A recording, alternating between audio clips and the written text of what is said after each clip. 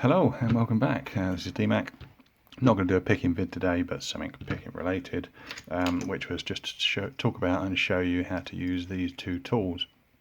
If you're not familiar, this is a Euro pinion shoe and this is a Euro front follower.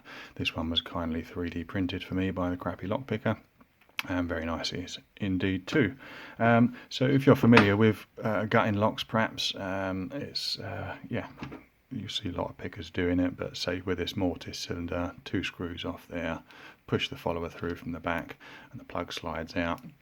That follower holds in all of the pins in the top there, and you can have a look at the pins in the plug, and then we can take it apart, as you've probably seen many times before. You can't really do that with Euro cylinders because they're double-ended. So if we wanted to see what's inside this section, obviously this plug is blocking us. Quite often in the past, and for the first couple of years of my lock picking hobby time, I've just split these straight down the middle. Excuse me. Just hacksaw it down there or break them, and then you've got 2 locks to play with, and you don't have to worry about this side, and you can just use the follower as normal to break it down. But there may come a time where you're gutting a lock that doesn't belong to you, or one that you want to perhaps keep intact. So yeah, you'll need to buy these tools. Now, I'd seen a couple of videos on these, but when I went looking for them, this pinning shoe, for instance, came in a 5 and 6 pin version, and this curve here is for a Euro cylinder. Just demonstrate it on there. So what happens, I can't show you exactly on this one, I'll show you one in a minute, sorry. When this is rotated in the picked position, this is rotated 180 degrees. We push, slide that section onto there, and this arm holds in all of the key pins in the Bible, and this kind of slides onto the bottom or the top of the cylinder, whichever way you look at it, just like that. So it comes in 5 pin and 6 pin version. This one is a 6 pin, and I figured, well, that surely only relates to the length of this bar, so the 5 pin would be shorter and the 6 pin in this case would be longer. But I figured I'll buy the 6 pin version and I just won't push it in as far, and that will do me for the 5 pin and 6 pin, and that seems to work really well. So I'd recommend you just getting the 6 pin version. The other thing is, this one's designed for Euros. That curve there, as I said, relates to that curve there and sits in there quite nicely. But I was curious to see if it worked with ovals as well, which are common over in England. So we'll demonstrate that it does work with that today. It's not pretty, but it does work. Anyway, so what that does, this will slide this in there, the plug comes out. We can look at the key pins all we like, and all of the driver pins are retained in the Bible, and then using this pretty little 3D printed tool, we can strip those out. So first things first, we've got it in the picked position. I've taken off the C-clips as well, and we've got to be careful we don't lose the plug here, because this plug could just pop straight out. All the pins would go everywhere. It would be a disaster. So there we go. We've got it rotated 180 degrees.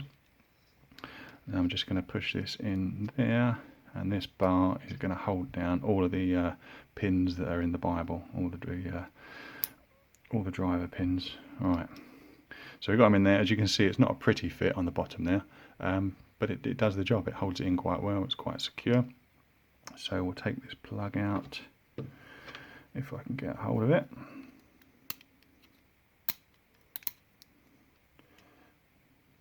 There we go.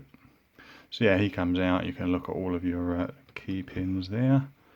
Get him out of the way. And we've got an actuator in the back. Sometimes you get so you've got spacers and things like that. I don't think this one comes out, but it's not in our way. And if I hold this down here and zoom in, you can see that bar there just holding down all of the driver pins at the top. So what we do now, we've got 2 gaps on this. We've got a straight gap and then this curved gap. So what we need first is the straight gap, and we line that up with that bar. You can just see there. So we line it up in the bottom. We push that in, and that gap, let's take the pinning shoe out now. That gap on the bottom is just wider. Just narrower than the diameter of the pins there. So what that means is it will hold them in place. I'm going to use these 2 arms now to rotate this round, and what will happen, we've got this diagonal slot there, which you can just see, and what that means is it will release one driver pin at a time. So slowly rotating it round, and you should see the first driver pin pop up. There we go. Just popped up in the back there, and here's a spool. Tell you what I'm going to do is I'm just going to grab my pinning tray down so that we can actually put this where it's supposed to be. So this is a 5-pin, so yeah, we're okay there. I've used, we'll carry on rotating around. So what you can do, I'm not doing this now, but you can put your tweezers in there. So as you're rotating this round and releasing those pins, there you go, there's another one. You can catch them and make sure you get the correct orientation of them. There we go, that's number 3. These are the world's longest spools, by the way, in these EVA cylinders. There we go. So yeah, that was just stuck in there.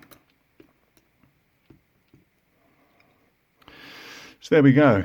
This one can come out now. So as you can see, I'll put that down there. As we rotated this, we had it in that position. As we rotated that, you can see this gap at the back here slowly lines up with those Bible chambers and only releases one at a time. And there we go. So we've got him stripped now. We could take the springs out of there and examine those and look at these and make our nice lock picking video. And then of course we just need to do the reverse of that to put it back together. Now this can be a really tricky process. I've deliberately chosen this EVA cylinder to do this because these have really long spools. The shorter your driver pins are, the more fiddly this process is to put it back together. So we just got to do the reverse, and then we're going to start at the front, or we can start at the back. So if we wanted to start at the front, we could start there and rotate clockwise, but I'm going to start at the back simply because I figure if we can get the back one in, we can get the front ones in. Yeah, so if you've got, you can see there, I'm holding that spool, get in focus, and I've got, you know, I'm holding the top section. I've got a whole long part of the spool at the bottom that I can push into the spring in the Bible. Let me just try and get this back one's going to be tricky on camera. It is tricky to see where I am. Let me just get this one in. Actually, I'm going to shall I go front to back?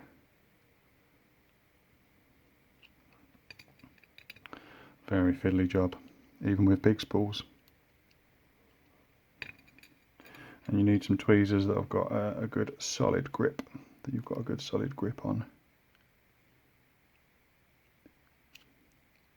So there we go. I've got him locked in place now. It was a bit fiddly to get that one in there. What I did is I just pushed the bottom of the spool in, and then I'm, you know, pushing this anti-clockwise, and that's just holding him in.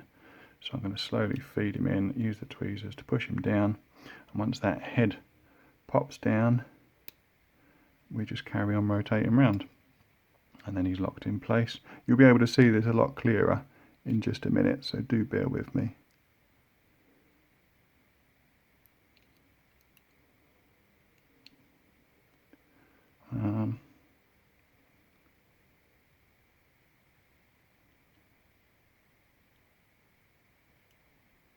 I think I put him in chamber 4, you know. Difficult to do on camera.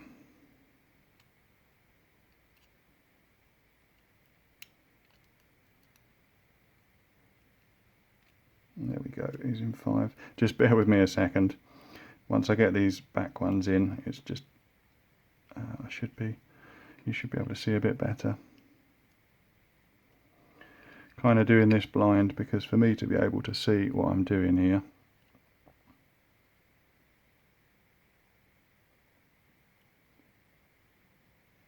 yeah, for me to be able to see what I'm doing, you can't see what you're doing until we get to these front ones.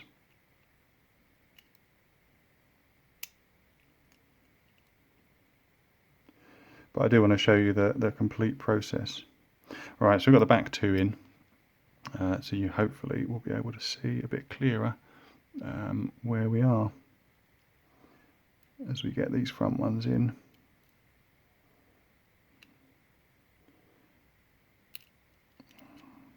So you can imagine that when you've got shorter driver pins, this is can be a real time consuming process, and it really relies on good tolerances on this this tool here. So you can see there pins, chambers 1 and 2, so you should be able to see me get number 2 in. I'll try and get this on camera for you.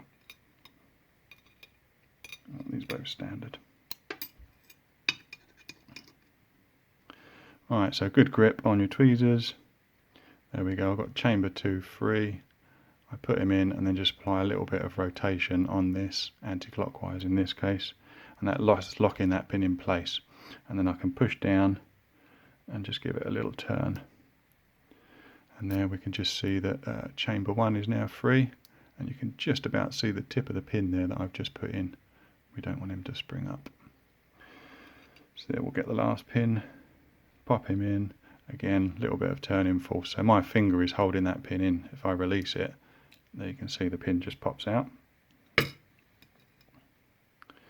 you just push him in with your tweezers, a little bit of force to hold it in, and then push down with the tweezers while you're turning.